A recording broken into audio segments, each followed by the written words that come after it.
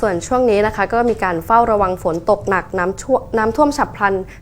19-21 พฤษภาคมนี้ค่ะกองอำนวยการป้องกันและบรรเทาสาธารณภัยจังหวัดยะลาสั่งเฝ้าระวังฝนตกหนักน้ำท่วมฉับพลัน 19-21 พฤษภาคมนี้กำชับเตรียมพร้อมศูนย์พักพิงพร้อมปิดสถานที่ท่องเที่ยวเสี่ยงภัยกองอำนวยการป้องกันและบรรเทาสาธารณภัยกลางร่วมกับกรมอุตุนิยมวิทยาออกประกาศเตือนภัยฉบับที่ 12 ค่ะเรื่องเฝ้าระวังฝนตกหนักถึงหนักมากและคลื่นลมแรงซึ่งจะมีผลกระทบต่อเนื่องไปจนถึงวันที่ 21 พฤษภาคมนี้สาเหตุมาจากมรสุมตะวันตกเฉียงใต้ที่มีกำลังแรงขึ้นประกอบกับมีหย่อมความกดอากาศต่ำปกคลุมชายฝั่งเวียดนามตอนบนซึ่งจะทำให้ประเทศไทยค่ะมีฝนเพิ่มมากขึ้นโดยเฉพาะทางด้านตะวันตกของประเทศและที่ต้องเฝ้าระวังเป็นพิเศษคือ 14 จังหวัดภาคใต้ค่ะตั้งแต่ชุมพรสุราษฎร์ธานีไปจนถึงยะลานราธิวาสระนองและสตูลเสี่ยงเกิดน้ำป่าไหลหลากน้ำท่วมฉับพลันและน้ำท่วมขังระหว่างวันที่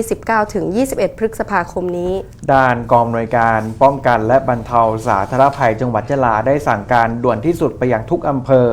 และองค์กรปกครองส่วนท้องถิ่นให้ยกระดับมาตรการรับมืออย่างเคร่งครัดโดยมีการกำชับให้เจ้าหน้าที่เฝ้าระวังพื้นที่เสี่ยงภัยตลอด 24 ชั่วโมงครับและหากแหล่งท่องเที่ยวทางธรรมชาติโดยเฉพาะน้ำตกถ้ำหรือถ้ำลอดมีความเสี่ยงจากฝนตกหนักให้สั่งปิดกั้นพื้นที่และห้ามประชาชนหรือนักท่องเที่ยวเข้าโดยเด็ดขาดนอกจากนี้ครับยังได้สั่งการให้จัดเตรียมศูนย์พักพิงชั่วคราวให้พร้อมอพยพประชาชนได้ทันที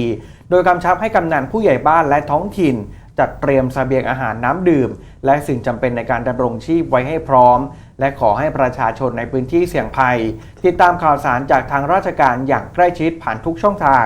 หากต้องการความช่วยเหลือเร่งด่วนนะครับสามารถติดต่อสายด่วนนิรภัยโทร 1784 หมายเลขขึ้นไว้บนหน้าจอนะครับสามารถโทรเพื่อขอความช่วยเหลือได้ตลอด 24 ชั่วโมงครับ